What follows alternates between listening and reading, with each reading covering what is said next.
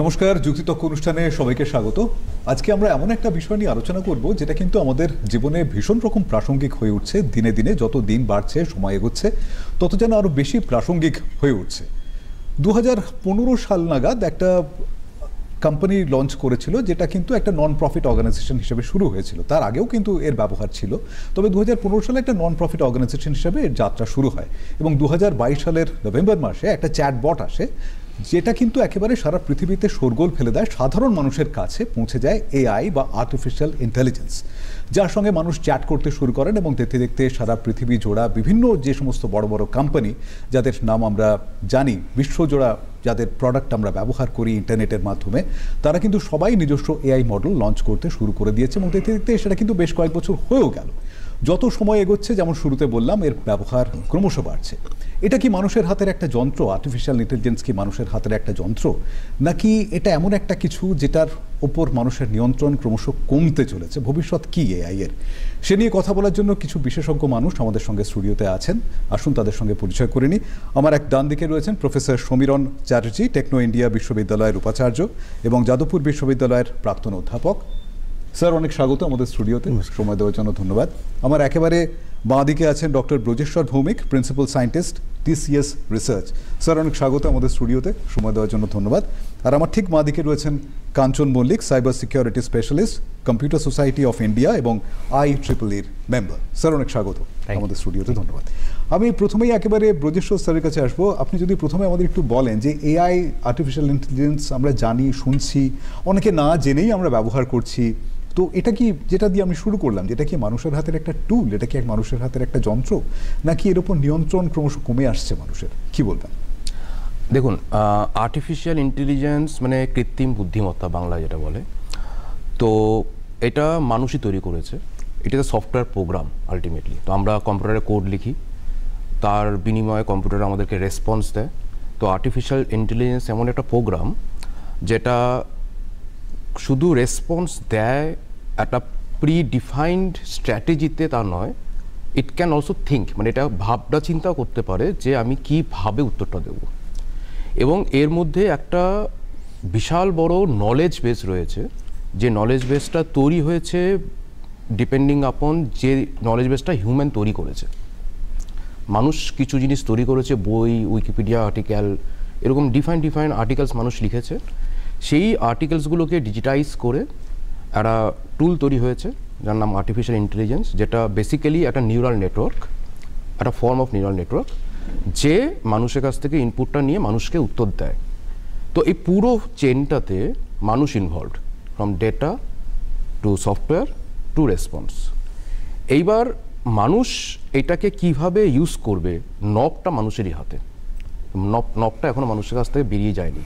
Artificial intelligence এখনও নিজের মতো করে ঠিক করে নিজের একটা নতুন চ্যাটবট তৈরি করতে পারে না, সেটা মানুষকেই তৈরি করতে হয়। So the guidelines, guardrails, everything is human controlled. এবার যদি এইটাকে অন্যান্য ওয়েপনের মতো মিসইউজ করতে চায়, সেটা মানুষই মিসইউজ করতে চাইবে। প্রথম স্টেপটা মানুষের কাছ থেকেই আসবে।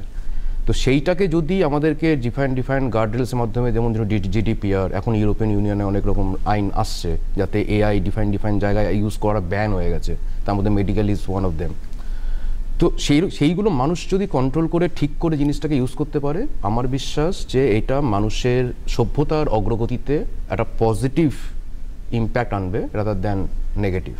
যদি সেই নবটা ভুল জায়গায় ইউজ হয়, লাইক পরমাণু বোমা যদি ভুলভাবে ইউজ হয়, মানে এটা ধ্বংস নিয়ে আসবে, রাইট? মানে আমরা ছোটবেলা থেকে যে রচনা লিখে বড় হয়েছে, বিজ্ঞান অভিশাপ না আশীর্বাদ, তার যা উত্তর, এরও তাই মোটামুটি উত্তর।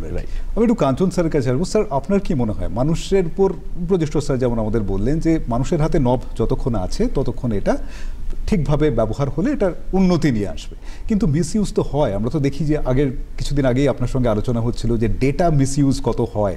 তো এর মিসইউজ হলে তার কি ক্ষতিকর প্রবণতা হতে পারে, কি সম্ভাবনা হতে পারে, এবং তার কি সেফটি হতে পারে, কি বলবেন? যখন প্রথম আমাদের আইটি বা ইনফরমেশন টেকনোলজি আসে, তখন আমরা আইটির মানে রিকোয়ারমেন্টটা বুঝতে পারিনি, বা আইটি দিয়ে আমরা কী করবো, ইনফরমেশন টেকনোলজি আমাদের কী কাজে লাগবে। আজকের যুগে আপনি যদি দেখেন, ইনফরমেশন টেকনোলজি আমাদের রক্তে ঢুকে গেছে। সব কিছুই কিন্তু এই ডিজিটাল ট্রান্সফরমেশন বা ডিজিটাইজেশনের উপরেই সব কিছু, রাইট? এখন আমরা আর ফিজিক্যাল লেনদেনটা বন্ধ করে দিয়েছি, সব কিছুই আস্তে আস্তে আমরা ডিজিটাইজড হয়ে যাচ্ছি। ভারতও সেইভাবে চিন্তা করছে, ওয়ার্ল্ডও সেইভাবে চিন্তা করছে। এবং এই ডিজিটাল প্ল্যাটফর্মে যখন আমরা এগোচ্ছি, ডেফিনেটলি সেখানে এমন একটা জিনিস চলে আসছে বা টেকনোলজি চলে আসছে, ধরুন ব্লকচেন, ধরুন আমরা চিন্তা করছি রোবোটিক্স, বা ধরুন আমরা চিন্তা করছি সাইবার সিকিউরিটি বা এই টাইপের জিনিস। তার সাথে সাথে এআই বা আর্টিফিশিয়াল ইন্টেলিজেন্স, স্যার বললেন আর্টিফিশিয়াল ইন্টেলিজেন্স একটা আস্তে আস্তে কম্পালসারি দিকে চলে যাচ্ছে। কেন চলে যাচ্ছে বলে দিই, মানুষ না সবসময় ইজ অফ ইউজে খুব বিশ্বাস করে, মানে আমি যত জিনিস অটোমেটেড করতে পারবো, আমার কাজ যত কমে যাবে, তত বেশি আমি আরও বেশি উৎপাদন করতে, মানে প্রোডাকশন আমার ভাই হবে, রাইট? এটা মানুষ কেন, এটা প্রতিটা অর্গানাইজেশনের তাই দায়িত্ব, যত তাড়াতাড়ি আমি আমার রেভিনিউকে বাড়াতে পারবো, আমি আমার ইকোনমি সেইভাবে বাড়বে, আমার জিডিপি বাড়বে। তো দেখুন সব কিছুই ডিপেন্ড হয়ে আছে একটা পার্টিকুলার ফ্রেমওয়ার্ক বা পার্টিকুলার টেকনোলজির উপরে। তো এআই, প্রথম জিনিস হচ্ছে এআই ইজ এ বাজওয়ার্ড। এখন আমরা কিন্তু একটা টিপ অফ দ্য আইসবার্গ দেখতে পেয়েছি। এই টিপ অফ দ্য আইসবার্গের মধ্যে আমরা অনেক কিছু দূরে চিন্তা ভাবনা করে নিয়েছি। It's like a sci fi movie. আজকে যদি আমরা একটা হলিউডে মুভি দেখি, যে মুভিটা আমরা একটা ইমাজিনারি ওয়ার্ল্ডে আমরা থাকি, যে হঠাৎ করে এই ধরনের ক্যারেক্টারগুলো উড়ছে, নামছে, বসছে, ইনভিজিবল হয়ে যাচ্ছে, সেই জিনিসটা কিন্তু আস্তে আস্তে ইমাজিনেশন থেকে রিয়ালিটিতে চলে আসছে। সেখানে আমরা এরকম অনেক সাইফাই মুভি তো তৈরি হয়েছে যেখানে আমরা দেখেছি যে এআই বলুন বা রোবটস বলুন, দে আর টেকিং ওভার। অ্যাবসলিউটলি। এবার আমি আসছি আপনার যে আসল প্রশ্ন, যে এটার মিসইউজ, রাইট? আমরা দুটো জিনিস ভাবি, একটা হচ্ছে AI for betterment and AI for misuse. যেটা আপনি বলছেন, কথাটা মিসইউজ নয়, এআই দিয়ে আমি কি ধ্বংসাত্মক জিনিস করতে পারি, রাইট? তাহলে আদৌ কি আমরা ভালো জিনিসের জন্য এআই ভাবছি? ঘটনার মানে আমরা যেমন আপনি বললেন, প্রথমেই স্টার্টিংয়ে বললেন পড়াশোনার ক্ষেত্রে AI is playing a big role. আমরা এআই নিয়ে পড়াশোনা করছি, কি পড়ছি? আমরা পড়ছি টুলস, বেসিক্যালি কি ধরনের টুলস আছে, সেগুলোকে কিভাবে ব্যবহারিতা কেমন, আমরা কিভাবে ফটোগ্রাফি ভিডিওগ্রাফিতে এআই আনতে পারি, এই জিনিসগুলোর উপর যাচ্ছি। কিন্তু অন দ্য আদার সাইড আজকে আপনি দেখুন একটা ড্রোনকে আমরা ওড়াচ্ছি, এবং ড্রোন দিয়ে আমরা সার্জিক্যাল স্ট্রাইকের পুরো জিনিসটা ফ্রেমওয়ার্কটাই এআই দিয়ে করে ফেলেছি, রাইট? এখন আমি বলছি না যে এআই দিয়ে আমরা কালকে হয়তো অ্যাটমিক বমটা ব্লাস্ট করাবো, কেননা হিউম্যান ইন্টেলিজেন্স একটা বড় ইম্পর্টেন্ট রোল প্লে করে। At the end of the day human ইন্টেলিজেন্সের ওপরে কিছু হয় না, কেন it is created by human. উনি জাস্ট বলেছিলেন সেই জিনিসটাই, যে আমরা যখন ক্রিয়েট করেছি, ইমোশনসটা আমাদের মধ্যে হতে পারে, এআই এর উপর কিন্তু কোনো ইমোশনাল অ্যাটাচমেন্ট এখনো তৈরি হয়নি, which is called behavioural part, right? At the end of the day বাটনটা আমাকেই ক্লিক করতে হবে, এআই করে দেবে না। তো এই জায়গায় মিসইউজটা অনেক, মিসইউজ মানে ছোটোখাটো মিসইউজ হতে পারে, বাট মিসইউজ হলে কিন্তু আমাদের পুরো রেসটাই চলে যেতে পারে, এটা আমাদের মাথায় রাখতে হবে। সো এটাই আমার মেইন কথা। মানে টুলটা অনেক বড় টুল এবং এর ক্ষমতা বিরাট। অ্যাবসলিউটলি। আমি একটু স্যারের কাছে আসবো, সমীরণ স্যারের কাছে আসবো। স্যার, এআই কি এমন একটা টুল যে প্রথম মানুষের ইতিহাসে যে নিজে সিদ্ধান্ত নিতে পারে, কি বলবেন? একটু গোড়া থেকেই বলি, ওরা বলেছেন, ঠিকই বলেছেন, যা সুন্দর বলেছেন, যা বলেছেন। দুটো জিনিস আমি এখানে হাইলাইট করে দেবো। একটা হচ্ছে যে মানুষ যেভাবে চিন্তা করতে পারে সেইটা এআই পারে না, মানে মানুষের মতো করে চিন্তা করতে পারে না। আমি দাবা খেলায় যেভাবে চালটা দিই, কম্পিউটারের যে দাবা খেলে সে সেভাবে চালটা দেয় না, সে অন্য কিছু ভেবে চাল দেয়। 80,000 দূরে কোন চাল হতে পারতো এইটা ভেবে কোনো দাবারও চাল দেয় না, কিন্তু ও ওইভাবে দেয়। এটাকে আমি বলি কম্পিউটেশনাল মডেল অফ ইন্টেলিজেন্স। মানে আপনি অনেক কম্পিউট করতে পারেন, সেই সুবিধাটা নিয়ে আপনি ইন্টেলিজেন্সটা একটা ইন্টেলিজেন্স বানিয়ে নিচ্ছেন। নিউরাল নেটওয়ার্কও তাই, অনেকটা কম্পিউট করতে পারি, সেই জন্য আমি একটুখানি বুদ্ধির মতো দেখতে পাচ্ছি।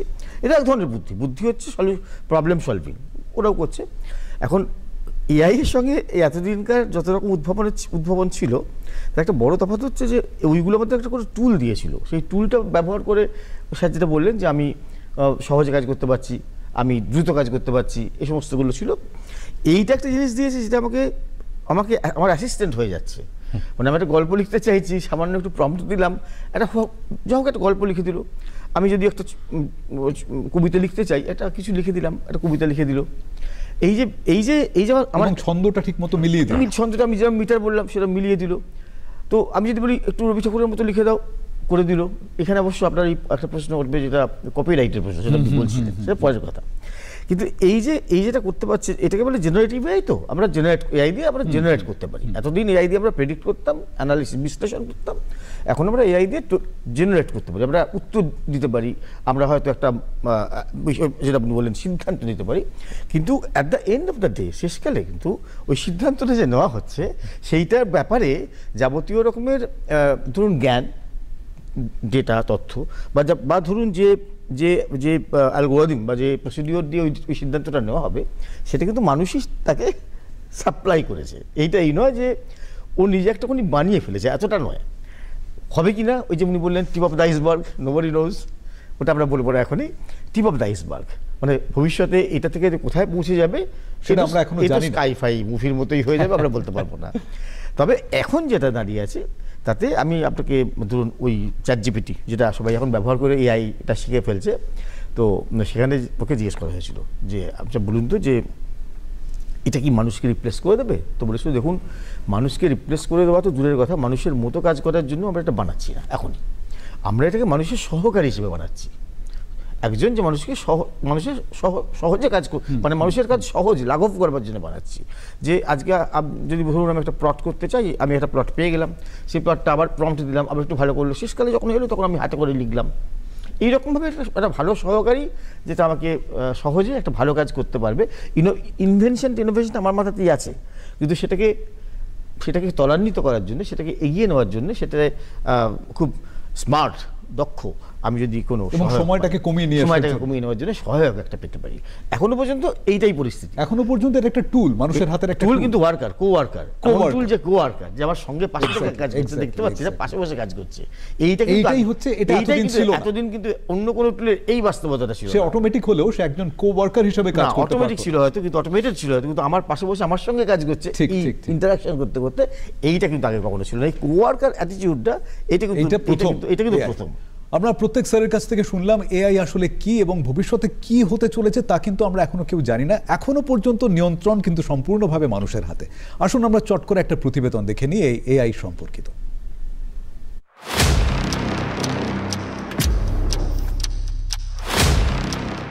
যুগের সঙ্গে এগোয় প্রযুক্তি, ইন্টারনেটের সীমানা ছাড়িয়ে দুনিয়া এগোচ্ছে কৃত্রিম বুদ্ধিমত্তার লক্ষ্যে। কিন্তু এই কৃত্রিম বুদ্ধিমত্তাকে কিভাবে ব্যবহার করা যাবে মানব কল্যাণে? বিশ্বের শীর্ষ পর্যায়ে এই বিষয় নিয়ে শুরু হয়েছে নানান আলাপ আলোচনা। সম্প্রতি ফ্রান্সের প্যারিসে অনুষ্ঠিত এআই বিষয়ক তৃতীয় উচ্চ পর্যায় শীর্ষ সম্মেলনে যোগ দিলেন ভারতের প্রধানমন্ত্রী শ্রী নরেন্দ্র মোদী। এআই শীর্ষক বক্তৃতায় প্রধানমন্ত্রী এদিন সমাজ, অর্থনীতি, রাজনীতিতে এআই এর সম্ভাব্য উপযোগিতার কথা তুলে ধরেন। While the positive potential of AI is absolutely amazing, there are many biases that we need to think carefully about. That is why I am grateful to my friend President Macron for hosting this summit and for inviting me to co-chair it.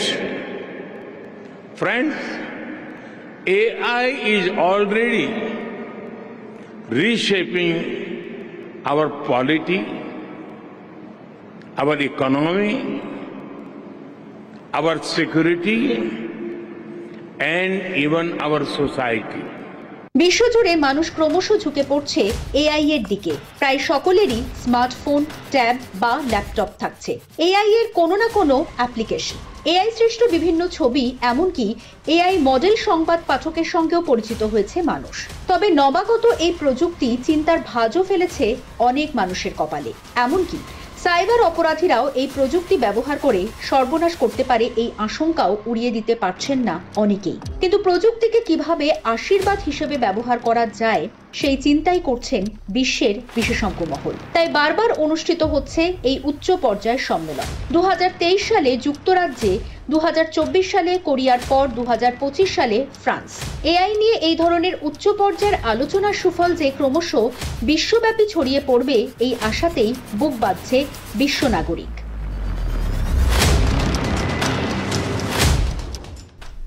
আমরা এই প্রতিবেদনেই শুনলাম যে কদিন আগেই AI summit, সেটা কো chair করে এলেন আমাদের মাননীয় প্রধানমন্ত্রী শ্রী নরেন্দ্র মোদী এবং ইমানুয়েল ম্যাক্রো তার সঙ্গে হোস্ট করলেন এই এআই সামিট। এছাড়াও কিন্তু স্যাম অল্টম্যান অর্থাৎ যে চ্যাটজিপিটির কথা, যে চ্যাটজিপিটি বা ওপেন এআই তার যে সিইও, তিনি কিন্তু ভারতবর্ষে এলেন এই জাস্ট কিছুদিন মাত্র আগে, এবং আমাদের মন্ত্রী ইনফরমেশন ব্রডকাস্টিং মিনিস্টার শ্রী মাননীয় অশ্বিনী বৈষ্ণব তার সঙ্গে দেখা করে তিনি বলেছেন যে ইন্ডিয়া একটা ইনক্রেডিবল জায়গা ফর এআই এর ভবিষ্যতের জন্য। আমি একটু ব্রজেশ্বর স্যারের কাছে আসবো। স্যার, ভারতবর্ষে এআই এর ভবিষ্যৎ কি দেখছেন? এক কথায় খুব উজ্জ্বল। তার কারণ আপনি যদি খুব ভালো করে দেখেন, আমাদের ভারতবর্ষে সফটওয়্যার ইঞ্জিনিয়ারের কোয়ালিটি খুব ভালো, এবং আইআইটি, IIIT, NIT থেকে স্টুডেন্টসরা পড়াশুনো করে বিদেশে পড়তে যায়, PhD করতে যায়, রিসার্চ করে। ইনফ্যাক্ট ওপেন এআই সান মাল্টম্যানের সিইওর কথা যে আপনি বলছেন, ওদের কোম্পানিতে আমাদের ইন্ডিয়ান অনেক লোক আছে। ইনফ্যাক্ট একজন তো O3 নির্মাতা। তো সেইভাবে দেখতে গেলে ট্যালেন্টের আমাদের কাছে প্রাচুর্যতা আছে, মানে প্রচুর ট্যালেন্ট আছে। কিন্তু যেটা আমাদের কাছে সবচেয়ে বেশি ইম্পর্টেন্ট জিনিস হলো ওই ট্যালেন্টটাকে ট্রান্সফর্ম করা, যাতে করে এই নতুন টেকনোলজিগুলোকে কারিকুলামে ঢুকিয়ে তাদের মধ্যে আরও অ্যাওয়ারনেস তৈরি করা, তাদের ভাবতে শেখানো, এবং সেই ভাবনাটাকে ট্রান্সলেট করা টু দ্য মিনিংফুল প্রোডাক্ট। তো যেহেতু র মেটেরিয়ালস, ইনগ্রেডিয়েন্টসটা আমাদের কাছে আছে, এবং আমরা সাকসেসফুলি এত বছর ধরে সফটওয়্যারে কাজ করছি, আমাদের একটা ইতিহাসও আছে। তো আমি বিশ্বাস করি যে যদি প্রপার ট্রেনিং দেওয়া যায় এবং প্রপার ওয়েতে আমরা টেকনোলজিটাকে নিয়ে ভাবতে শিখি, তাহলে আমরা আরও অনেক কিছু করতে পারবো ইন ইন্ডিয়া, যেটা হয়তো ফর ইন্ডিয়ান অনেক ভালো। বিকজ আমাদের country is different from West. আমাদের নিজেদের প্রবলেমগুলো অনেকটা ওয়েস্টের থেকে একটু হলেও আলাদা, রাইট? এগ্রিকালচার বলুন বা আমাদের সোসাইটাল প্রবলেম বলুন, everything needs some kind of co worker or automation. তো যদি আমরা ইন্ডিয়ান কনটেক্সটে ইন্ডিয়ান এআই টেকনোলজিটাকে বানাতে পারি এবং আমাদের এই ট্যালেন্ট পুলটা এই কাজে ইউজ করানো যায়, তাহলে আই থিঙ্ক ইন্ডিয়াতে অনেক যে সমস্যা আছে রুরাল এরিয়াসে, আরবান এরিয়াসে, ওরা খুব তাড়াতাড়ি সলভ হওয়ার একটা পসিবিলিটি আছে। তো আমার মনে হয় বেশ উজ্জ্বল। আমি একটু কাঞ্চন স্যারের কাছে আসবো। স্যার, আপনি লাস্ট টাইম যখন আমাদের গেস্ট হয়ে এই স্টুডিওতে এসেছিলেন, আপনি বলেছিলেন যে আমাদের ফোনে যদি একটা সাইবার সিকিউরিটি থাকা যায়, যেটা এআই হবে, যে কিন্তু আমাদের পুরো ফোনটাকে গার্ড করে রাখবে, তো সেরকম কি কিছু ভাবা সম্ভব হচ্ছে এখন, বা সেটা যদি সত্যি সম্ভব হয়, সেটা ভবিষ্যৎ কিভাবে দেখছেন? প্রথমত, যে ধরনের টুল আমাদের মোবাইলে থাকে বা যে অ্যাপসগুলো আমরা ইউজ করি, সেই অ্যাপসগুলোর মধ্যে আস্তে আস্তে এআই ফিচার্স চলে আসছে, রাইট? এবার আসি, আপনি যে প্রশ্নটা করছেন সাইবার সিকিউরিটি রিলেটেড, যে এআই, দেখুন আমরা এখন ফোনে বসে বসে, আমি কিছুক্ষণ আগেই ফোনে বসে বসে চ্যাটজিপিটিটা খুললাম, চ্যাটজিপিটি 4 খুলে আমার একটা মাথায় কিছু এলো, আমি ফটাফট টাইপ করলাম, রাইট? এবং আমি ওখান থেকে একটা আউটপুট পেলাম। সেই আউটপুটটাকে নিয়ে এবার আমি হয়তো সেটা আমার কোনো কাজে ব্যবহার করছি, কোনো পিপিটিতে ব্যবহার করছি, কারোর সাথে শেয়ার করছি। ওভার সব কিছুই কিন্তু আমার ওই একটা পার্টিকুলার পেছনে একটা LLM চলে, এই LLM মডেলটার উপরেই কিন্তু কাজ হয় চ্যাটজিপিটি, ফুল ফর্মটা যদি লার্জ ল্যাঙ্গুয়েজ মডেল। আচ্ছা, তো এই যে ল্যাঙ্গুয়েজ, এগুলো অ্যাকচুয়ালি লার্নিং এর উপর ডিপেন্ড করে। আমি এআই এর ব্যাপারটা হচ্ছে it starts learning about human behaviour. আপনি যা ইনপুট দেবেন সেটাকে ও লার্ন করতে আরম্ভ করে। এবার ঘটনা হচ্ছে এই লার্নিংটা good or bad, both are learning, right? একটা হ্যাকারও একটা লার্নিং পুট করছে, যেটা আমরা ধরুন কোনো একটা মাইটার ফ্রেমওয়ার্ক বলি। আমাদের মাইটার ফ্রেমওয়ার্কের মানে হচ্ছে যেখানে হ্যাকার্সরা কীভাবে হ্যাক করবে তার একটা পদ্ধতি আছে, সেই পদ্ধতিটা ফলো করা জন্য একটা ফ্রেমওয়ার্ক তৈরি করা আছে। এইটাকে যদি একটা কেউ খারাপভাবে ওই পদ্ধতিটা শিখতে চায় এবং শিখে একটা জেনুইন লোক হয়ে আপনাকে অ্যাটাক করতে চায়, আপনি কি করে বুঝবেন সেটা, রাইট? তার মানে আমি ছোট্ট কথায় বলি, এআই ফর সিকিউরিটি চিন্তা করি না সিকিউরিটি ফর এআই আমরা চিন্তা করছি। যেমন একটু আগেই প্রতিবেদনে দেখানো হচ্ছিল, যত বেশি এআই বাড়বে তত বেশি কিন্তু সিকিউরিটির গ্যাপ বাড়তে থাকবে। বিকজ উনি যেমন বললেন টুল, উনি যেমন বললেন একটা ফ্রেমওয়ার্ক, আমরা যেমন ভাবছি যে এটা একটা বড় আমাদের জন্য অ্যারেনা খুলে দিচ্ছে। ইন্ডিয়ান পার্সপেক্টিভে আমরা ইন্ডিজিনাস এআই এর কথা ভাবছি। ইন্ডিজিনাস এআই মানে কি, যে আমাদের নিজস্বতা যে জিনিস, আমরা একটা এগ্রিকালচার প্রধান দেশ, রাইট? তো আমরা এগ্রিকালচারে কিভাবে প্রোডাকশন বাড়াতে পারি, জব ক্রিয়েশনস আরও বেশি কি করে হতে পারে ইন টার্মস অফ বিভিন্ন কর্পোরেটসের মধ্যে। আমরা যদি সাইবার সিকিউরিটির কথা চিন্তা করি, তাহলে সেখানে কত ধরনের জব হতে পারে। এআই কিন্তু একটা ভুল ধারণা যে এআই জব নিয়ে নেয়। আমি কিন্তু এর খুব বিপক্ষে। কেননা আমরা যে জিনিসটা জানি না সেই জিনিসটা না জেনে যদি আমরা বলি যে এটা জব এলিমিনেট করে দেবে, ঠিক যেমন যখন কম্পিউটার এসেছিল যে কথাটা উঠেছিল, আমরা কিন্তু সেটা অনেকে ভয় পেয়েছিলেন যে চাকরি নষ্ট করবে। তবে হ্যাঁ, কিছু জিনিস হয়তো এফিশিয়েন্টলি আমরা যদি না শিখি অ্যাবাউট এআই, তাহলে কিন্তু আমাদের অনেক জায়গায় আমরা পিছিয়ে পড়তে পারি। আর পিছিয়ে পড়লে কিন্তু ওয়ার্ল্ড ইকোনমির সাথে ইন্ডিজিনাস ইকোনমিটাকে আমরা ম্যাচ করাতে পারবো না। তবে সিকিউরিটি একটা খুব ইম্পর্টেন্ট জায়গা প্লে করবে, কারণ আপনি যেমন বললেন এই মোবাইলটা যেমন আমাদের হাতে আছে, তেমনি একটা রিক্সাওয়ালারও হাতে আছে, একটা ফার্মারেরও হাতে আছে, তার ওখানেও একটা জেমিনাই আছে, একটা চ্যাট জিপিটি আছে, আবার আমার কাছেও আছে। আমি সেখানে কি ইনপুট দেব, উনি কি ইনপুট দেবেন, সেই প্রম্পট ইঞ্জিনিয়ারিং না শিখে একটা ইনপুট দেওয়া আর প্রম্পট ইঞ্জিনিয়ারিং শিখে একটা ইনপুট দেওয়া, দুটোর রেজাল্ট কিন্তু আলাদা, তফাৎটা গড়ে দেবে, একদম গড়ে দেবে। সেখানে যদি শিক্ষা ঠিক মতো না হয়, এরকম যদি এআই সামিট বারবার না হয়, বা আমরা যেমন কলকাতায় এআই আড্ডা করলাম কিছুদিন আগে না হন, তাহলে কিন্তু আপনি জানেন। স্যার আমরা ফিরে আসবো, তবে আমাদের এক বন্ধু চলে এসেছেন টেলিফোনে। কে আছেন? নমস্কার, বলুন। নমস্কার স্যার, আমার নাম সোহেল দাস, আমি পশ্চিম বর্ধমানের দুর্গাপুর থেকে বলছি। হ্যাঁ, আজকে যে এআই সম্বন্ধে আলোচনা হচ্ছিল একটু আগে শুনছিলাম আমি, তো সেখানে বলা হচ্ছিল যে এআই এর কিছু ভালো দিক এবং খারাপ দিক উভয়ই আছে। তবে আমার যে মূল যে প্রশ্নটা সেটা হচ্ছে একজন সাধারণ মানুষ হিসেবে এআই এর কতটা জ্ঞান থাকা প্রয়োজন বর্তমানে, কারণ এখন সবকিছুতেই এআইটা মানে দেখা যাচ্ছে আর কি। আমি হোয়াটসঅ্যাপে এআই পাচ্ছি, গুগলে সার্চ করলেও এআই পাচ্ছি, তাহলে সেক্ষেত্রে আমার যে তথ্যগুলো সবসময় সঠিক হয় না, তাহলে একজন সাধারণ মানুষ হিসেবে আমি কতটা এআই সম্বন্ধে আমার জানা থাকা প্রয়োজন, এটা যদি একটু বলতেন। সমীরণ স্যার কি বলবেন? এটা অ্যাকচুয়ালি সত্যি বলতে কি আমরা যারা পঠনের সঙ্গে আছি তাদের খুব প্রশ্ন। এআই এবং সিকিউরিটি এই দুটোই এখন যেটা হয়েছে সেটা হয়েছে একদম ছোট্টবেলা থেকে বড়বেলা পর্যন্ত শেখানোর ভীষণ একটা প্রয়োজনীয়তা তৈরি হয়েছে। কারণ এই দুটো খুব রিলেটেডও বটে, যেটা স্যার বলছিলেন। এখন এআই এখন একটা তো লোকে ব্যবহার করছে, তাই তার একটা সাধারণ একটা জ্ঞান তৈরি হওয়া দরকার যে সে কীভাবে ব্যবহারটা করবে, সেই প্রম্পটটা কীভাবে দেবে হতে পারে। আবার এআই থেকে যখন সে একটা রেজাল্ট পাচ্ছে তখন সেই রেজাল্টটা সে কতটা ঠিক ভুলভাবে দেখবে, এটা একটা খুব গুরুত্বপূর্ণ ব্যাপার। এটা যেমন একটা দিক, তাহলে এআই কী করে সেটাও তাকে জানতে হবে, তবে সে বুঝতে পারবে যে এআই এর কোনখানে ভুল হতে পারে, কতটা ভুল হতে পারে। অর্থাৎ এআই এর ভিতরটা আমরা ডিফারেন্ট লেভেলে, আসমানের ছিল একটা ধরুন রামায়ণ পড়ে, আবার যিনি রামায়ণ নিয়ে গবেষণা করেন তিনিও একটা রামায়ণ পড়েন, ছবিতে রামায়ণ একটা আছে, আবার আপনি 14-15টা রকমের বই কিনেও রামায়ণ পড়তে পারেন। মানে বিভিন্ন অ্যাবস্ট্রাকশন লেয়ারে, বিভিন্ন লেয়ারে এই এআই এবং সিকিউরিটি খুব ইম্পর্টেন্ট, কারণ সবাই ব্যবহার করছে। এই জন্য বললেন রিক্সাওয়ালা ব্যবহার করছে, শুধু প্রফেশনাল তো একটা দিক, ছোটরা ব্যবহার করছে, বড়রা ব্যবহার করছে। সাধারণ মানুষ নিজেকে আপগ্রেড করবে কিভাবে? আপগ্রেড না করে উপায় নেই। একটা তো কারিকুলাম আমরা ঠোকাচ্ছি, এআই ফর অল এসছে। ধরুন আমি বলছি নামতে সিবিএসইতে ক্লাস 8-5 থেকে মোটামুটি মানে এআইটা সম্বন্ধে সচেতনতা শুরু হচ্ছে। তো এই মানে যেমন ধরুন সাধারণ অঙ্ক, সাধারণ বিজ্ঞান থাকে, তেমনি করে এই এআইটাও একদম ছোট্ট বয়স থেকে লোকে পড়তে শুরু করবে বিভিন্ন সময় বিভিন্নভাবে, যাতে যখন বড় হবে তখন এআই এর ভেতরটা সম্বন্ধে একটা মোটামুটি ধারণা তৈরি হবে, যেটা নিয়ে সে কাজ করতে পারবে। ওই লার্জ ল্যাঙ্গুয়েজ মডেলই বলুন, প্রত্যেকটা জিনিসেরই একটা ছোটোখাটো একটা মডেল তার মধ্যে থাকবে, সে বুঝতে পারবে জিনিসটাকে, আর কাজ করবার সময় তার প্রয়োগটা বাড়বে। একটা সিভিল ইঞ্জিনিয়ারও যেমন একটা এআই দরকার আছে, তেমনি সাধারণ কমার্সের লোক কমার্সের যিনি পড়ছেন তারও একটা এআই দরকার আছে। কেউ একটা গল্প লিখছে তার জন্য এআই দরকার আছে। আর্টসের লোকটি যিনি ছবি আঁকছেন, অর্থাৎ সীমাহীন। এবং এআইটাকে আমরা বলি একটা হরাইজন্টাল, একটা ভার্টিক্যাল, যেখানে ডিপার্টমেন্টে এআইটা আরো ভালো করা যায়, কি তার ব্যবস্থা করা হয়। আর একটা হচ্ছে হরাইজন্টালি এআই সব বিভাগের মধ্যে টুকটুক করে ঢুকে যাচ্ছে, দিগন্ত প্রসারিত। সেটা একটা সেই জায়গাটা উনি যেটা প্রশ্নটা করেছেন খুব খাঁটি। উনি যদি বুঝতে চান তাহলে ন্যাচারালি আমাদের মানে এই বিভিন্ন রকমের কোর্স তৈরি হচ্ছে, এইগুলোতে একটু করে চলে আসতে হবে।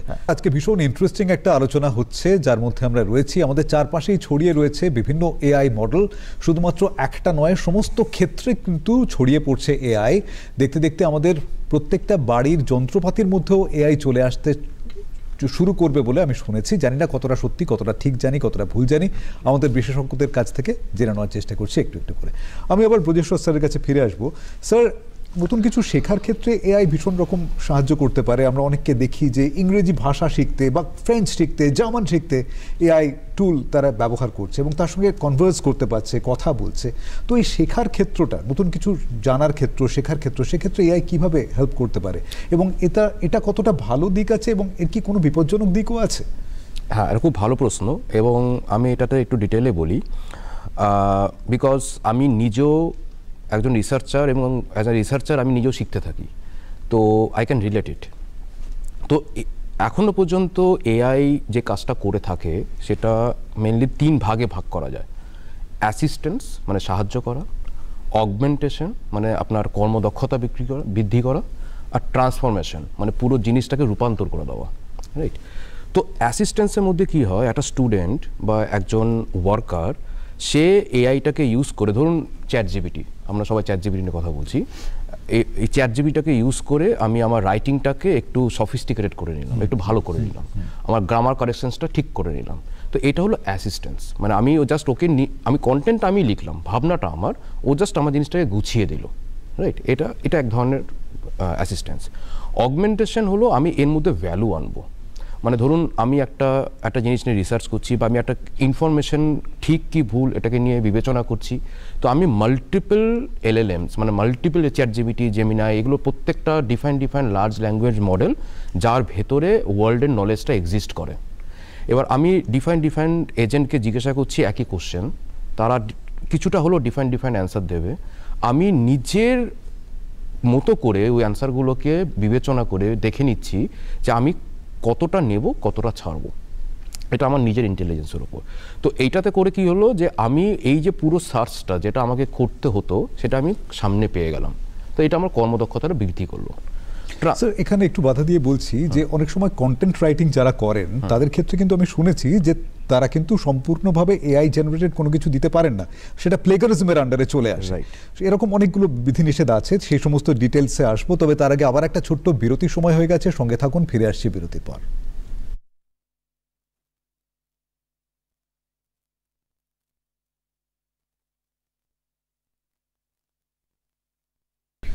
ফিরে এলাম বিরতির পর যুক্তিতক্ক অনুষ্ঠানে। আজকে আমরা আর্টিফিশিয়াল ইন্টেলিজেন্স সেই নিয়ে কথা বলছি। কৃত্রিম বুদ্ধিমত্তা এমন একটা টুল বলুন বা এমন একটা যান্ত্রিক পদ্ধতি বলুন, যাই বলুন না কেন, যেটা কিন্তু মানুষের ভবিষ্যৎ অনেকটা বদলে দিতে চলেছে বা খুব তাড়াতাড়ি দ্রুত বদলে দিয়েছেও। সেই নিয়ে আমাদের কথা বলার জন্য কয়েকজন বিশিষ্ট অতিথি আমাদের সঙ্গে স্টুডিওতে আছেন। আমরা একটু আগে ব্রজেশ্বর স্যারের সঙ্গে আলোচনায় ছিলাম, কথাটা শেষ হলো না, তার আগে বিরতিতে যেতে হলো। এই যে রিসার্চ করা বা কন্টেন্ট রাইটিংয়ের কথা আমরা ছিলাম, সেখানে কিন্তু সম্পূর্ণভাবে এআই জেনারেটেড কোনো কিছু আমরা তুলে দিতে পারি না, সেটা প্লেগারিজমের আন্ডারে চলে আসে। কি বলবেন? হ্যাঁ, তো এবার আমি যেখানটায় ছিলাম যে মাল্টিপল এলএলএমস বা মাল্টিপল এই টুলসগুলোকে ইউজ করে একটা লোক বা একটা স্টুডেন্ট সে তার নিজের কর্মদক্ষতার বৃদ্ধি করতে পারে।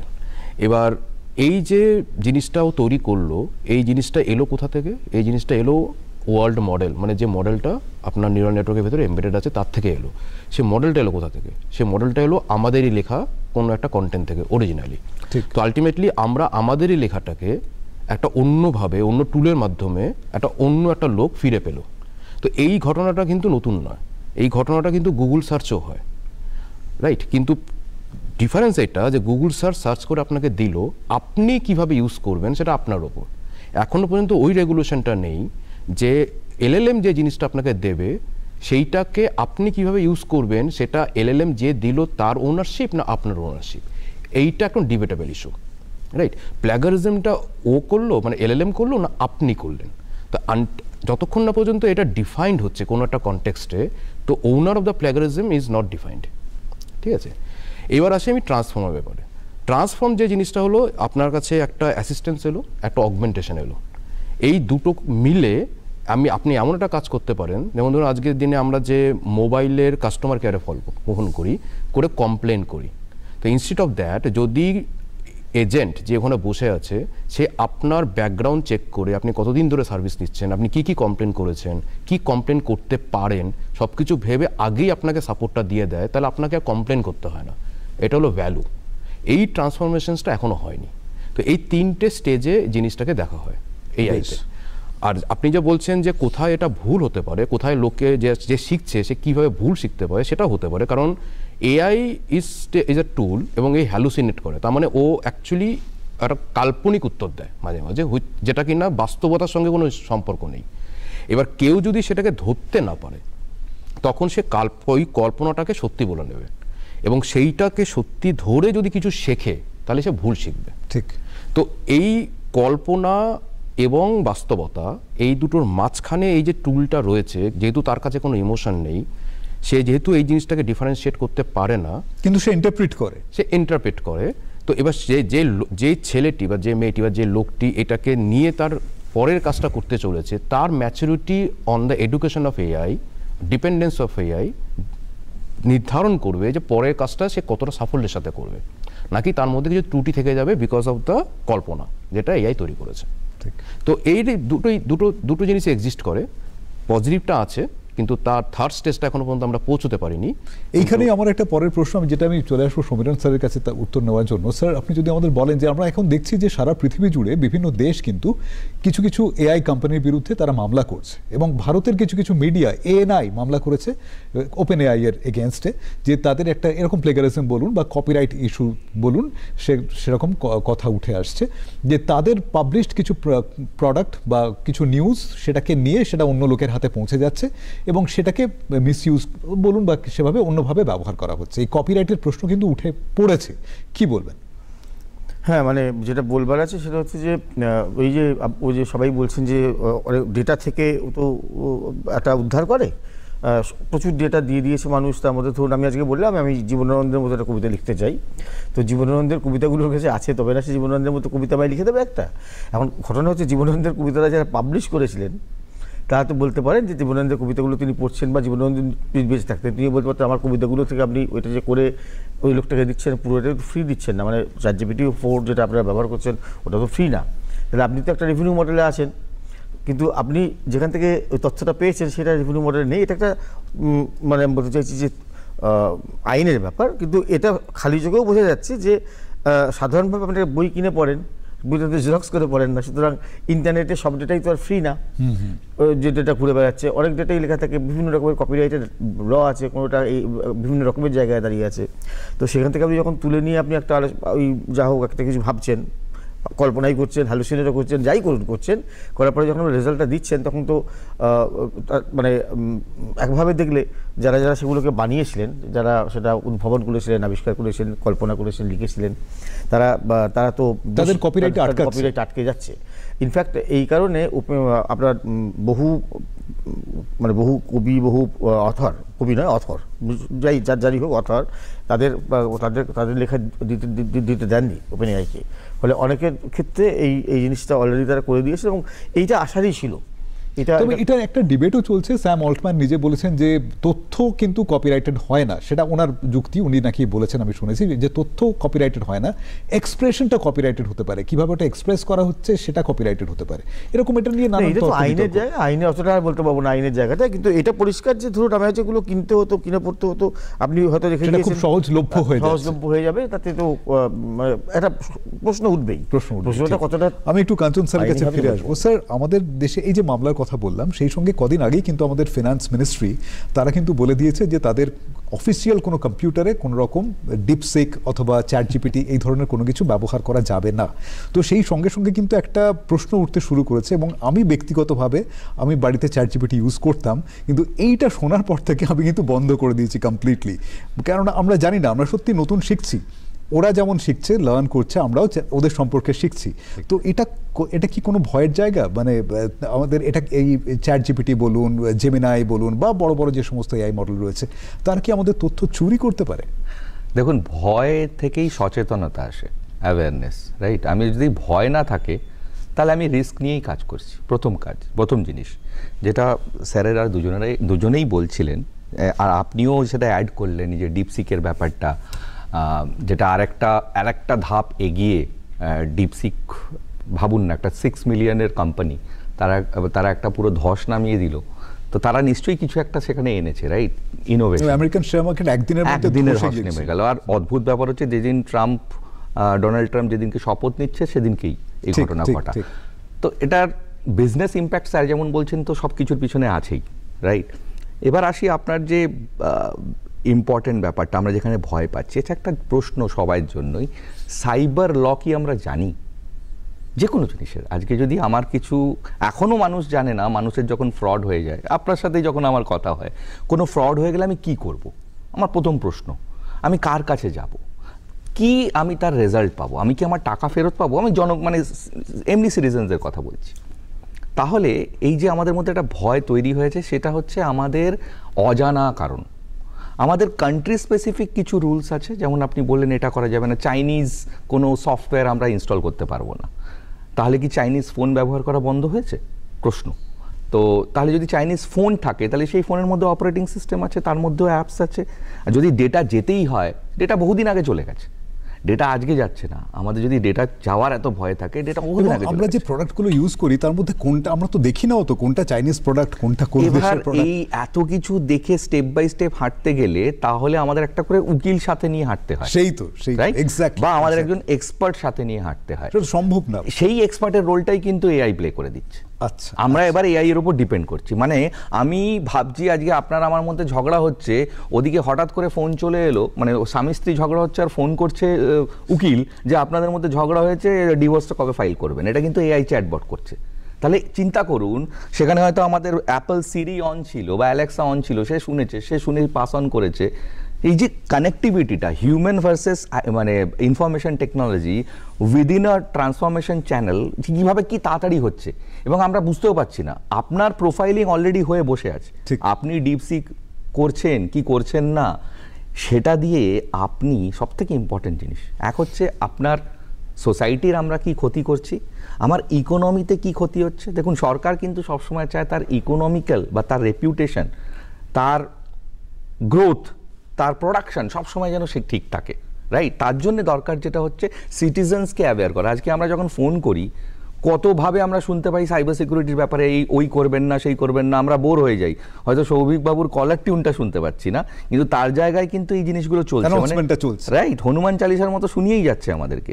তাহলে এই এআই ব্যাপারটাও কিন্তু আমাদের সেইভাবেই ঢুকিয়ে দিতে হবে আস্তে আস্তে। উনি যেমন রাইটলি বললেন যে ছোট থেকে যখন আপনি যেমন একটু আগে বলছিলেন যে আমার হাজবেন্ড ওয়াইফের মধ্যে ঝগড়া হচ্ছে, ফোন চলে এসেছে, বলতে বলতে কিন্তু আমাদের একজন চলে এসেছেন বন্ধু ফোনে। কে আছে? নমস্কার, বলুন। নমস্কার, আমার নাম রাজীব চ্যাটার্জি, উত্তরপাড়া থেকে বলছি। বলুন বলুন, কি জানতে চান, আপনার কি প্রশ্ন? বলুন রাজীব। না দেখি রাজীব, আমরা অপেক্ষা করছি আপনার প্রশ্ন শোনার জন্য। তাড়াতাড়ি প্রশ্নটা বলুন, নাহলে কিন্তু আমাদের এগিয়ে যেতে হবে পরের প্রশ্নের দিকে, আমাদের আলোচনায় ফিরে আসবো। না, আমাদের যোগাযোগ বিচ্ছিন্ন হয়ে গেছে। হ্যাঁ স্যার, যা বলছিলেন। তো এবার এই জায়গায় দাঁড়িয়ে আমাদের, আপনি একদম রাইট জায়গায় আছেন, যেটা জানি না সেটা করব না, প্রথম জিনিস। আর যদি করি, আমি একটা এক্সপার্টের কাছ থেকে কথা বলে কাজটা করব, যে এক্সপার্ট। মানে আমি যদি আজকে গুগল দেখে মেডিসিন ব্যবহার করতে শুরু করে দিই একটা রোগের জন্য, তাহলে কি ডাক্তারের প্রয়োজন আছে? নেই তো। আমি যদি আমার সাথে একজন বক্সার রেখে দিই, বাউন্সার রেখে দিই, তাহলে কি পুলিশের প্রয়োজন আছে? প্রশ্নটা এখানে দাঁড়িয়ে আছে। এআই এর ব্যবহারটাও কিন্তু সেইভাবেই আমাদেরকে করতে হবে। এআই কেন, যে কোনো অ্যাপস, যে কোনো ইলেকট্রনিক জিনিস নিয়ে আমরা ডিল করছি। ধরুন একটা ছোট্ট বাচ্চা, সে তো আর জানে না যে ওখানে একটা প্লাগ আছে, সেই প্লাগটায় আঙুল দিলে যদি অন থাকে শক খেতে পারি। আবার একটা চকলেট রাখা আছে, সেটা তুললে যদি আমি টেস্ট করি, তাহলে ওটার টেস্ট আমি বুঝতে পারবো যেটা মিষ্টি। তাহলে এটা কখন, যতক্ষণ সে ধাক্কা খাচ্ছে। এআইও কিন্তু ঠিক সেরকমই। আমি সেদিনকেই একটা প্রতিবেদন দেখছিলাম যে এক্সপেরিমেন্টাল লার্নিং, এক্সপেরিমেন্টাল হচ্ছে এইরকম যে ও লার্ন করছে যে এইভাবে গেলে ক্ষতি, এইভাবে গেলে বেটারমেন্ট, ওইভাবেই আপনাকে আবার রেজাল্টটাও দিচ্ছে। যেমন একটা উদাহরণ দিই, যে ডিপফেক খুব ফেমাস এখন, আমি সাইবার সিকিউরিটি থেকে ইনফেমাস, আর দিনের দিন এটা আরো বেশি আমাদের মধ্যে ঢুকে যাচ্ছে। যে আমাদের প্রধানমন্ত্রীরও নকল বেরিয়ে গিয়েছিল। এক্স্যাক্টলি, আমার আপনারও নকল বেরিয়েছে, এবং আমার আপনার পুরো ক্লোন করে, ভয়েস ক্লোন করে, ভিডিও ক্লোন করে হয়তো আমার বাবা মাকে কেউ। স্যার, এই ক্লোনিং এর জায়গাটা মারাত্মক ইম্পর্টেন্ট একটা জায়গা, সেই প্রশ্নে ফিরে আসবো। তবে তার আগে আমাদের আরেকটি প্রতিবেদন আছে এই আর্টিফিশিয়াল ইন্টেলিজেন্স নিয়ে, চলুন দেখে নিই।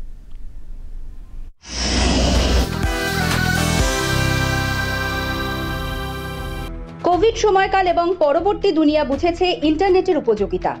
শিক্ষা থেকে স্বাস্থ্য সব ক্ষেত্রেই বিকল্প হিসাবে ইন্টারনেট ব্যবহৃত হয়েছে বিশ্বজুড়ে। ভারত হয়েছে ডিজিটাল ইন্ডিয়া। ছোটখাটো খুচরো লেনদেনের ক্ষেত্রেও ইউপিআই ব্যবহার করতে অভ্যস্ত হয়ে উঠেছে দেশবাসী। কিন্তু এআই প্রযুক্তির ব্যবহার এখনো পর্যন্ত কতটা জনপ্রিয় হয়ে উঠতে পেরেছে আমাদের দেশে? সম্প্রতি ভারতে দেশীয় প্রযুক্তির এআই লঞ্চ করা হয়েছে, কিন্তু সেভাবে জনপ্রিয় হয়ে উঠতে পারেনি। বিদেশে প্রস্তুত এআই প্রযুক্তির অ্যাপ্লিকেশন কোনোটি বেশ ব্যয়বহুল, আবার কোনোটির বিরুদ্ধে রয়েছে নজরদারির অভিযোগ। সম্প্রতি ফ্রান্স সফরে প্রধানমন্ত্রী বর্তমানে আগামী দিনে এআই এর উপযোগিতার কথা তুলে ধরেছেন। কিন্তু ভারত কতটা স্বনির্ভর হয়ে উঠবে এআই দুনিয়ায়? সম্প্রতি রেলমন্ত্রী অশ্বিনী বৈষ্ণব এবং একটি ওপেন এআই নির্মাতা সংস্থার কর্ণধার স্যাম অল্টম্যানের বৈঠক নতুন দিশা দেখাতে পারে বলেই মনে করছেন বিশেষজ্ঞ মহল। সরকার পক্ষ থেকে এই নতুন প্রযুক্তি ব্যবহারের জন্য উৎসাহিত করা হচ্ছে, বেসরকারি ক্ষেত্রেও এআই ব্যবহার করার জন্য আহ্বান করা হচ্ছে।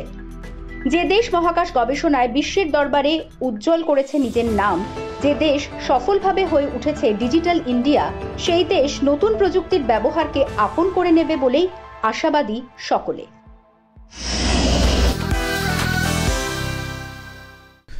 ফিরে এলাম বিরতির পর। আমাদের আরেক বন্ধু যিনি একটু আগে ফোন করেছিলেন, যোগাযোগ বিচ্ছিন্ন হয়ে গিয়েছিল, রাজীব আবার চলে এসেছেন। হ্যালো, বলুন রাজীব, বলুন। হ্যাঁ, বলছি যে এখন যে চ্যাট জিপিটি এবং ডিপসিক দুটো যে এআই প্ল্যাটফর্ম চলছে, দুটোর মধ্যে ডিফারেন্সটা কি? এআই কি আরো অনেক প্ল্যাটফর্ম তৈরি হবে নাকি? অনেক আছে। ইনফ্যাক্ট কদিন আগে গ্রক 3 যার কথা ইলন মাস্ক রিভিল করেছেন জাস্ট কয়েক দিন আগে, শুধুমাত্র দুটো নয়, আমরা হয়তো দুটোর কথা জানি। ব্রজেশ স্যার কি বলবেন? দেখুন, দুটো আলাদা কোম্পানি, এবং আমার যতটুকু মনে হয় এই দুটোর পেছনের যে ডেটাবেস সেটা সিমিলার, এবং আমি দুটোই ইউজ করে দেখেছি। দুটো অনেকটা সিমিলার অ্যান্সারই দেয় যদি আমি ইউজ করি। তো এবার দুটোর রিজনিং ক্যাপাবিলিটিটা হয়তো একটু আলাদা। ডিপসিকের রিজনিং ক্যাপাবিলিটি এবং ওপেনএআই রিজনিং ক্যাপাবিলিটি আলাদা, বিকজ ডিপসিক তৈরি হয়েছে প্রাধান্য বেসিসে অন লামা, যেটা ফেসবুকের মডেল। তো ইনফরমেশন যদি কেউ এক্সট্রাক্ট করতে চায় তার নিজের দৈনন্দিন জীবনের জন্য, দুটোই আপনাকে কিছু না কিছুভাবে হেল্প করে দেবে। আলটিমেট ডিসিশনটা আপনার, রাইট? কিন্তু যদি কেউ হায়ার লেভেল অফ রিজনিং চায় এবং আরও ইনডেপথ রিজনিং চায় in the codings phase or something, তাহলে আমার মনে হয় রাইট নাও ডিপসিক আর লামা কোয়েন ইজ বেটার। আচ্ছা, বাট যদি কেউ সাধারণ কোশ্চেন করে এবং সাধারণভাবে জিনিসটাকে ইউজ করার চেষ্টা করে, আমার মনে হয় ডিপসিক এবং ওপেন এআই দুটোই সমান, দুটোই সিমিলার, এবং ওর যে ডিসিশনটা যে কোনটাকে নেবে, কতটা নেবে, সেটা যে ইউজ করছে পুরোপুরি তার উপর। কিন্তু দুটোই হ্যালুসিনেট করে, মানে দুটোই কল্পনা করে, ভুল দিতে পারে। সেটা নিজেকে বুঝে নিতে হবে, সেটাকে কিভাবে আমি ইউজ করবো সেটা আমার উপর, একদম আমার যত ম্যাচুরিটি তার উপর ডিপেন্ড করছে। আমি একটু কাঞ্চন স্যারের কাছে আসবো। স্যার, আমরা গত বছরে শুনেছি এরকম কিছু ঘটনা যেখানে কিছু চ্যাটবট তারা একটি ছাত্রকে বলছে, সে যখন কোনো প্রশ্ন করছে তাকে উত্তর দিয়েছে why don't you just die. তো এরকম ঘটনা, এবং সেই ছাত্র সে যদি কখনো ডিপ্রেসড অবস্থায় থাকে তাহলে সেই মুহূর্তে সে কী করবে আমরা জানি না। যদিও সে ছাত্রটি সেরকম কোনো দুর্ঘটনা ঘটায়নি, কিন্তু এমন একটা ঘটনা কিন্তু ঘটেছে। 14 বছরের একটি বাচ্চা ছেলে যে এরকম একটি চ্যাটবটের সঙ্গে গল্প করতে করতে, কথা বলতে বলতে সে একটা রিলেশনশিপের মতো জায়গায় চলে গিয়েছিল, এবং তাকে বলা হচ্ছে নাকি সুইসাইড এনকারেজ করেছে সেই চ্যাটবট। তো এই জিনিসটা কীরকম হতে পারে, কতটা ভয়ঙ্কর হতে পারে, বা মানুষ কিভাবে বুঝবে, কোথায় সরে দাঁড়াবো আমরা, কিছু যদি বলেন। দুটো জিনিস আমি একটু বলি। 1956-এ কিন্তু অ্যাকচুয়ালি আর্টিফিশিয়াল ইন্টেলিজেন্স টার্মটা কয়েন করা হয়েছিল। বহু পুরনো টার্ম, হ্যাঁ, এটা নতুন টার্ম নয়। কিন্তু এটা যে গ্রোথ, যেভাবে গ্রো করেছে, এবং আমরা আজকে কৃত্রিম আর্টিফিশিয়াল ইন্টেলিজেন্স কথা বলছি। রুমে ঢুকলে আমি যখনই সেন্স করবে লাইট জ্বলে যাবে, আমি যখন কোনো কথা বলবো সেই কথার অনুযায়ী সে কাজ করে দেবে। তাহলে উল্টো দিকে যে শুনছে, যে এই জিনিসটাকে ডেসিফার করে সেটাকে বুঝে আবার আমাকে বোঝাচ্ছে, সেই জায়গাটা খুব ইম্পর্ট্যান্ট, রাইট? তাহলে ধরুন আমি একটা চ্যাট জিপিটির প্রম্পট করছি, I want to become a cyber terrorist. আমি একটা প্রম্পট বললাম যে আমি কি করে সাইবার টেররিস্ট হতে পারি, বা আমি কিভাবে কাউকে খুন করতে পারি। হতেই পারে একটা বাচ্চা বা কেউ বড়, সে একজন টার্ম দিচ্ছেন।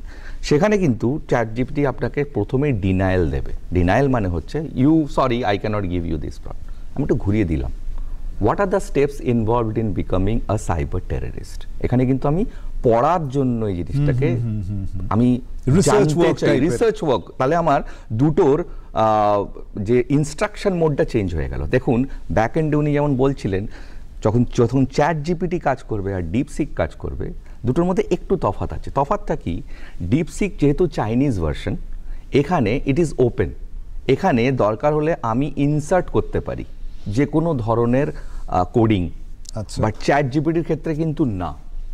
এনভিডিআই আর মেটা তাদের যে কস্ট অফ হার্ডওয়্যার বা তাদের যে কস্ট অফ ওনারশিপ, সেটা কিন্তু অনেক বেশি in terms of chat GPT খরচ। এরা যেটা করেছে চাইনিজ মডেল, আমরা জানি চাইনিজ সব কিছুই সস্তার জিনিসে করে, তারা কিন্তু অনেকটা ফ্লেক্সিবল রেখেছে, তাহলে ব্যাক এন্ড থেকে খরচে ইনজেক্ট হতে পারে এবং আমাকে ওই যে ভুল জিনিস শেখানো ইন টার্মস অফ আমার প্রম্পটের উপরে সেটা আসতে পারে। That is Y Chinese version is much more dangerous, যে কারণে ইন্ডিয়াতে বলা হয়েছে যে ওয়েট, আমরা আগে এটাকে লার্ন করি, আমরা এটা সম্বন্ধে জানি, and then you can utilise. কেননা এটা কিন্তু ফ্রি ভার্সন, এখানে কিন্তু আমাকে পয়সা দিয়ে করতে হচ্ছে, there is a difference, right? এই যে আপনি বললেন এটা আকসর ঘটছে যে আমি এখন অ্যাকিউরেটলি জানতে চাই আমার মৃত্যুদিন কবে, I want to know about that, আমি কবে মরবো, কিভাবে মরবো, কারেক্ট?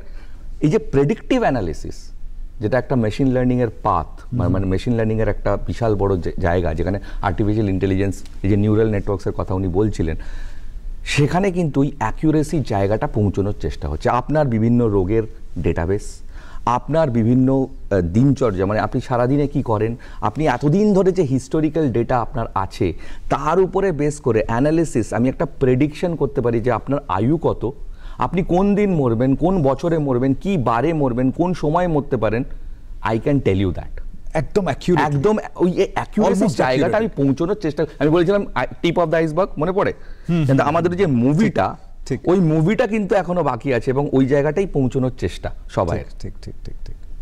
আমি একটু সমীরণ স্যারের কাছে আসবো। স্যার, এই প্রসঙ্গে আপনি কি বলবেন? এই যে বাচ্চা ছেলে মেয়ে, তারা বুঝতে পারছে না অনেক সময়, যেটা ব্রজেশ্বর স্যার শুরুতে আমাদের বলছিলেন, একটা বাচ্চা ছেলে তার সে জানে না কিভাবে এআইকে হ্যান্ডেল করবে, আপনি কি বলবেন একজন প্রফেসর হিসেবে? বাচ্চা ব্যাপার নাই, মানে সবাই তো এআইয়ের কাছে সবাই এখন বাচ্চার কোনো ব্যাপারই তৈরি হয় না, সবাই বাচ্চা। ঘটনা হচ্ছে যে এই আপনাদের এই অনেকগুলো আলোচনা হলো, সেগুলো সবই খুব তো রিলেটেড। মানে উনি যেমন বললেন যে এই নলেজটা মোটামুটি সবার একই আছে, কিন্তু তার মধ্যে যে ওর মধ্যে যে যান্ত্রিক পদ্ধতিটা আছে, যে পদ্ধতির মধ্যে দিয়ে আমরা বার করে আনবো, সেইটা তফাৎ হয়ে যায়। আর তেমনি আপনি ওই যে বললেন, উনি বললেন যে প্রশ্নের ধরন পাল্টে দিলে উত্তরের ধরনটাও পাল্টে যায়। জেনারেটিভ আই একটা প্রবলেম হচ্ছে, মানে বড় প্রবলেম হচ্ছে, জেনারেটিভ আই না বলতে জানে না। আপনি যদি বলেন যে ঘোড়ার ডিম কোথায় পাওয়া যায়, ও কিন্তু আপনাকে চেষ্টা করবে ঘোড়ার ডিম কোথায় পাওয়া যায় উত্তরটা দেবা, যেটা ওই হ্যালুসিনেশনের জায়গা থেকে আসছে। ও কখনো বলবে না ঘোড়ার ডিম হয় না এবং পাওয়া যায় না, এটা বলার চান্স খুব কম। আমি এরকম প্রশ্ন করে দেখেছি যে প্রশ্নের কোনো মানে নেই, যে ধরনের কোনো শব্দ তৈরি নেই, সেই শব্দ সম্বন্ধেও যখন আমি বলেছি, সেই শব্দ সম্বন্ধেও সে আমাকে কিছু না কিছু বলে একটা উত্তর দিয়ে ফেলেছে, দিতে পারবে।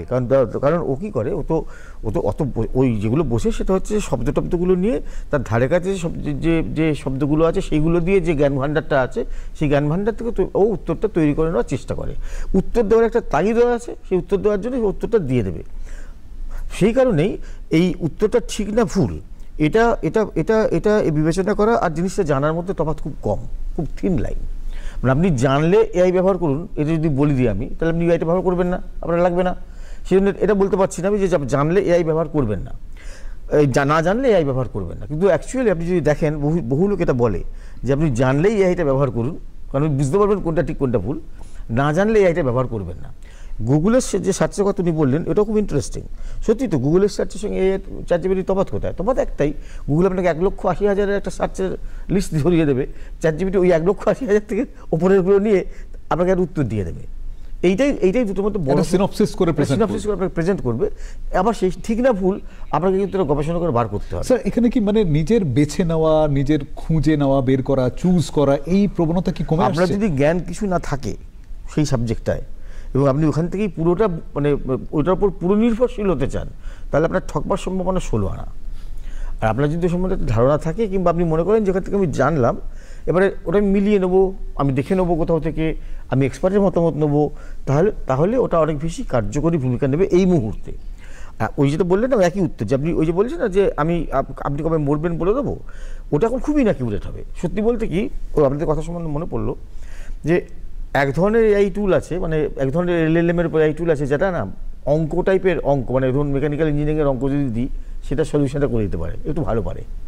আবার আমাদের এই মানে যদি আমি LLM ব্যাপারটা মানে হচ্ছে ল্যাঙ্গুয়েজ মডেল, তাতে আপনি যদি শুধু ভাষার উপর প্রশ্ন করেন তার নির্ঘাত কোনো উত্তর পাবেন, কিন্তু আপনি দু চারটা অঙ্ক দিয়ে যদি দেন, অঙ্কটা যদি ওর কাছে না থাকে, সেই অঙ্কটা সোজা অঙ্ক হলেও কিন্তু খুব ভুল উত্তর পাওয়ার সম্ভাবনা আছে, ভীষণ সম্ভাবনা আছে। যে কারণে মাঝে মাঝে শুনবেন যে ChatGPT-তে ফেল করে গেল, আবার শুনবেন 90% পারবো না, এটা পারবো না, ওটা কখনো বলবে না, ভুল উত্তর দিলেও দিয়ে দেবে নাটা না বলা খুব মুশকিল। যেমন ধরুন আপনাকে আমি গরু আর ছাগল দেখিয়েছি, একটা ছবি দেখিয়ে বললাম, কুকুরের ছবি দেখালাম, যদি বাচ্চা হয় না, সে গরুটাও দেখেনি, গরু আর ছাগল ছাড়া কিছু দেখেনি, কুকুর দেখেনি, সে বলে দেবে এটাকে আমি চিনি না। আমাদের এআই মডেল কিন্তু ওদের মধ্যে কুকুরটার কাছাকাছি যেটা আছে সেটা দিয়ে বলবে এটাই সেটা। নভেল ক্লাস, নতুন কিছু এসছে, এটাও বলতে পারবে না, এটা খুব শক্ত সমস্যা একটা। মানে এটা খুব ইন্টারেস্টিং একটা জায়গায় আমরা পৌঁছলাম। এটা যে এত সুন্দর করে আপনি বোঝালেন যে নতুন একটা কিছু সেটাকে আলাদা করে বাচ্চা কিন্তু বলে দেবে ভাই আমি এটা চিনি, সে কাছাকাছি যেটা পাবে সেটার সঙ্গে এটা এত ভাস্ট বিষয়। এবং স্যার যেমন বলছিলেন, আমাদের প্রত্যেক স্যারই যেমন বললেন শুরুতে, টিপ অফ দ্য আইসবার্গ সেখানে আছি আমরা এখন এআই এর। ক্লোনিং নিয়ে একটা খুব ইন্টারেস্টিং কথা হচ্ছিল গত বছর মাঝামাঝি সময়, বা তার আগের বছর হতে পারে, আমার ঠিক এক্স্যাক্টলি মনে নেই। কোনো এক পিসিকে তার ভাইপোর গলা করে ফোন করে তার বেশ কিছু টাকা হাতিয়ে নেওয়া হয়েছিল, এই যে, এবং সেটা সম্ভবত এআই এর ব্যবহার করে। এই যে ক্লোন করা, গলা, চেহারা, ডিপ ফেক, যেটা একটু আগে কাঞ্চন স্যার বলছিলেন, এই জায়গাটা প্রসঙ্গে প্রজেশ্বর স্যার এক লাইনে যদি কিছু বলতে পারেন, সময় খুব কম। দেখুন, ক্লোনিং ব্যাপারটা এখন খুব নর্মাল হয়ে গেছে। ভিডিও, অডিও বা যে কোনো মিউজিক্যাল ইনস্ট্রুমেন্টেশন ক্লোনিং, এটা করা খুব একটা বড় ব্যাপার নয়। এবং এইটা করা গেছে এই কারণেই, বিকজ আজকের দিনে আজকের যে ChatGPT বা জেমিনি যে ব্যাকবোন, যে বেসিক টেকনোলজিটা ইউজ করে, সেই টেকনোলজিটা এতটাই পাওয়ারফুল, যেটাকে আমরা ট্রান্সফর্মার বলি। সে যে কোনো রকমের one dimensional or time dimensional সিগন্যালকে আরামসে ক্লোন করে দিতে পারে। এবং ক্লোনিংয়ের আরেকটা বড় ব্যাপার হলো, সে ক্লোনকে ক্লোন দিয়ে প্রেডিক্টও করতে পারে যে কি হতে চলেছে, বা কি বললে সেই লোকটা হয়তো আপনার বিশ্বাসযোগ্য কাছে চলে আসবে। তো যেহেতু এই টেকনোলজিটা এসে গেছে, তো আমার মনে হয় যে কোনো রকমের কল বা যে কোনো রকমের কন্টেন্ট, ডিজিটাল কন্টেন্ট যদি সামনাসামনি না দেখতে পেলে বিশ্বাস না করাই ভালো। স্যার, কাঞ্চন স্যার এক লাইনে যদি কিছু বলেন, ক্লোজিং কমেন্ট। ক্লোনিং একটা বিশাল মানে থ্রেট আমাদের জন্য, আমি বলবো। আপনি এখানে বসে আছেন, কদিন পর আমার দরকার হয় এআই অ্যাঙ্কার হয়ে যাচ্ছে, এআই নিউজ রিডার হয়ে যাচ্ছে, রাইট? আমার কি সত্যি এই জবটার আর প্রয়োজন আছে? আরও সফিস্টিকেটেড ওয়েতে আমি বলতে পারবো, সুন্দর দেখতে, আমার ল্যাঙ্গুয়েজ বেটার থাকবে। এবং আরেকটা ইম্পর্টেন্ট জিনিস, যারা গান গাইতে পারে না, যারা কোড লিখতে পারে না, তারাও আজকাল করতে পারছে এআই এর মাধ্যমে, নিজের ক্লোন তৈরি করে নিচ্ছে। এবং আমি তো শুনেছি যে যারা নেই এখন, তাদের গলাতেও নতুন নতুন গান তাদের গলায় একদম আমি অ্যাক্টর হয়ে যাব, আমি সিঙ্গার হয়ে যাব, তা আমি ক্লোন করতে পারি। তবে এটা থেকে কিন্তু আমাদের শেষ নয়, সবে শুরু বলা যেতে পারে আরেকটা লম্বা আলোচনার। বলে দিচ্ছি, আপনি 1 মিনিট দিতে পারবেন। আমি যেটা বলতে চাইছি সেটা হচ্ছে যে যেটা ছিল সেটা করতে পারবেন। আপনি হয়তো বলবেন যে গায়ক লাগবে না, কিন্তু গানটা তৈরি করার লোকটা এখনো লাগবে। যে তৈরি করবে তাকে সেটা আপনি গানটা বানাতে পারবেন না। হতে পারে যে গানটা তৈরি করবে সেই গিয়ে দেবে, কিন্তু গানটা তৈরি করার জন্য এখনো লোক লাগবে, এখনো ওই আইসবার্গ, সেই হিউম্যান ইন্টেলিজেন্সটা কিন্তু এখনো পর্যন্ত দরকার। আমাদের এই আলোচনা এখানে শেষ নয়, ভবিষ্যতে আবার নিশ্চয়ই কোনোদিন এই নিয়ে আবার আলোচনা হবে। আর আগামী সপ্তাহে যুক্তিতক্ক আবার হাজির হবে, দেখতে ভুলবেন না। সঙ্গে থাকুন দূরদর্শনের। নমস্কার।